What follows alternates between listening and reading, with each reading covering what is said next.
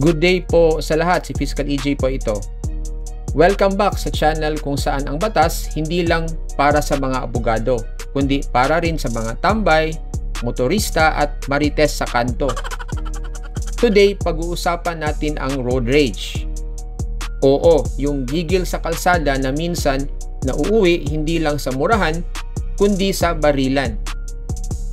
Imaginein mo, isang mainit na banggaan sa kalsada, naging mainit din ang ulo at nauwi sa barilan.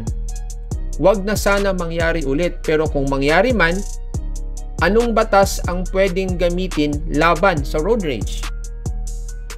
Alam nyo ba na sa dami ng batas natin, wala pa ring specific law tungkol sa road rage?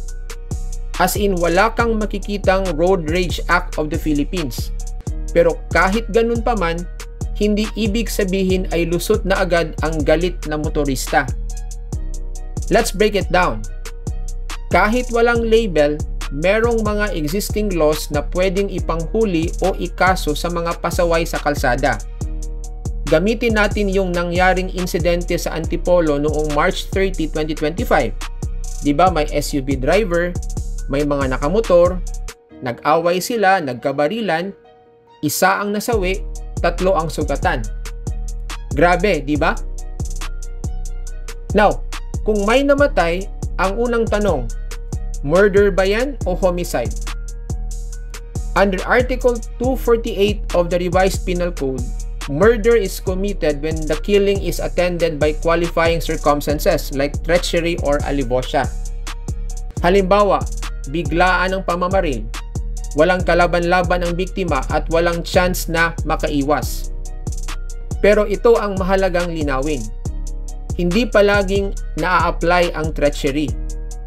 Kung napatunayang ang gumawa ng krimen ay kumilos dahil sa matinding emosyon o pagkagulat, gaya ng galit o confusion na dulot ng away, pwedeng pumasok ang mitigating circumstance na tinatawag na passion or obfuscation under Article 13, Paragraph 6 of the Revised Penal Code. At kung napatunayan na ang biktima ay nagbigay ng matinding provocation o banta bago siya atakihin, pasok naman yan sa Article 13, Paragraph 4. Sa mga ganitong sitwasyon po, hindi po natin pwedeng i-appreciate ang treachery bilang isang qualifying circumstance, kaya homicide na lang ang pwedeng ikaso. Therefore, mahalagang tingnan ang buong context, hindi lang kung sino ang may baril, kundi kung sino ang unang nanggulo, paano nangyari ang atake at anong emosyon ang involved. Now, kung may sugatan pero nabuhay, depende sa extent ng injuries, pwedeng frustrated or attempted homicide or murder. Halimbawa, binaril sa dibdib pero nakaligtas, frustrated stage po yan. Kung bugbugan lang pero walang patayan, pasok po sa serious, less serious, or slight physical injuries. Depende sa gaano kabigat ang tama at gaano katagal bago gumaling. Kung may nagwawala sa publiko, like nagpaputok ng baril o nagyayabang ng armas, pasok po yan sa alarms and scandals. Pero Fiskal, kung may baril ang sangkot sa insidente, at wala itong lisensya o permit to carry, anong pwedeng ikaso sa kanya?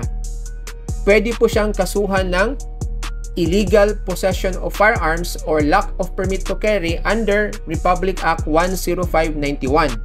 Pero here's the legal twist. Kung ginamit ang loose firearm sa paggawa ng krimen, halimbawa homicide or murder, hindi na ito hiwalay na kaso.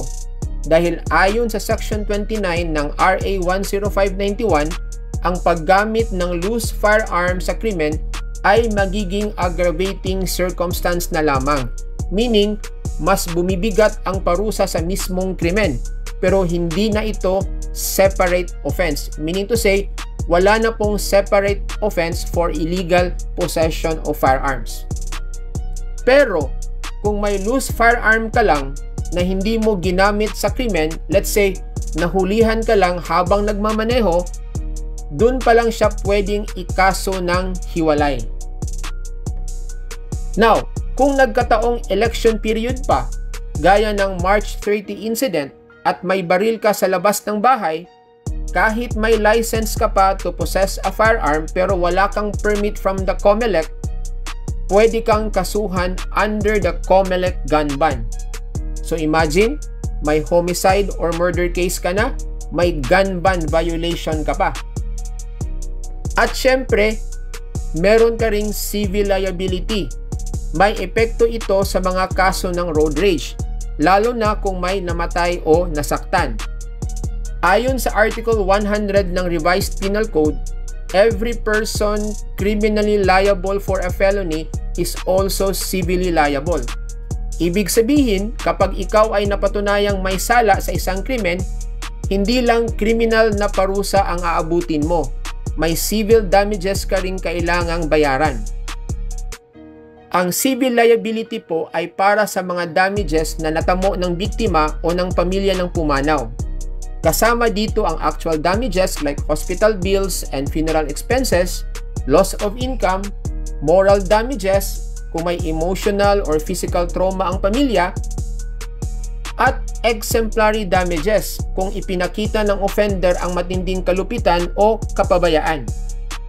Now, kahit walang road rage law sa Pilipinas, hindi ibig sabihin ay legal ang magwala sa kalsada.